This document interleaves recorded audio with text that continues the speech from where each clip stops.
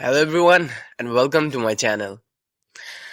আজকে কথা বলবো বাংলাদেশের প্রেক্ষাপট নিয়ে, এবং আপনারা জানেন যে আগামী 4 দিন পর বাংলাদেশে জাতীয় সংসদ নির্বাচন 13 বারের মতো হতে যাচ্ছে। তো এখানটাতে জানেন অনেকজন অনুপস্থিত এবং উপস্থিত, অনেক কিছুর মধ্য দিয়ে এই নির্বাচন অনুষ্ঠিত হবে।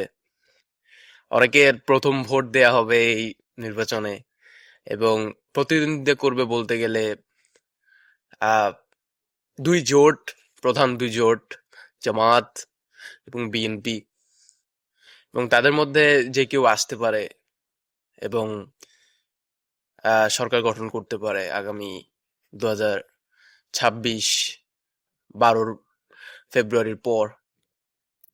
তো আমাদের কথা হচ্ছে যে আগামীতে কে সরকার গঠন করবে, কার সম্ভাবনা সবচেয়ে বেশি, এ নিয়ে মূলত আজকের আলোচনা।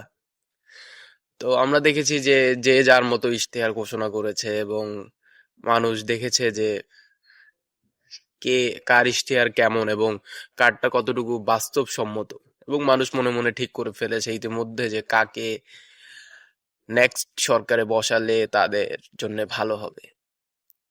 তবে আগামীতে যেই সরকারে আসুক না কেন, তাদের জন্য বাংলাদেশ পরিচালনা করা খুবই কঠিন হবে, কারণ জনগণ এখন খুবই সোচ্চার। যে কোনো সিদ্ধান্তে তারা আহ, যে কোনো ভুল সিদ্ধান্ত যেটা জনগণের বিরুদ্ধে যায়, তারা সেটাকে রুখে দিবে। যেটা আপনারা দেখেছেন 2024 এবং 25-26-এ অনেক আন্দোলন গড়ে উঠেছিল। আন্দোলনের মধ্য দিয়ে পট পরিবর্তন হলো, আওয়ামী লীগ এখান থেকে বের হলো। তারপরও তারপরও কিছু জিনিস আছে যেটা এখন পর্যন্ত আড়ালে আছে, যে কোনো মুহূর্তে বের হয়ে আসতে পারে। তার জন্য প্রতি মুহূর্তে আহ সোচ্চার থাকা অবশ্যই গুরুত্বপূর্ণ। তবে যারা তরুণ আছে, তরুণরা এবার প্রথমবার ভোট দেবে।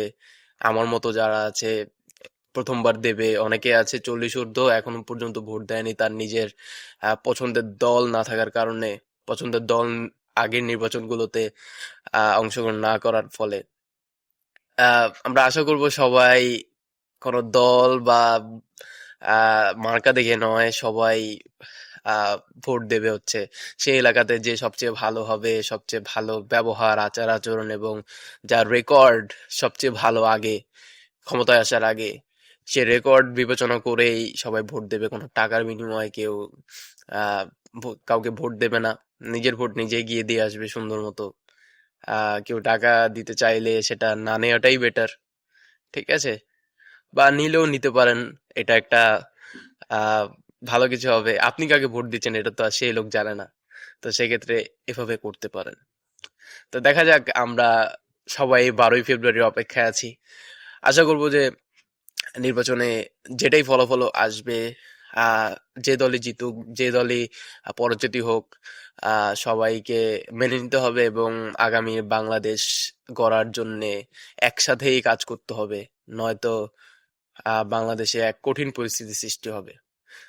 সবার জন্য শুভকামনা, সব দলের জন্য, এবং আশা করব যারা ভোটার হয়েছেন তারা সুস্থ সুন্দর মতো ভোট দেবেন, এবং আইন শৃঙ্খলা বাহিনী এবং যারা আছে তাদেরকে সুন্দর মতো তাদের দায়িত্ব পালন করতে দেবেন। এটাই হচ্ছে আগামী চাওয়া। ধন্যবাদ সবাইকে। আবার কথা হবে।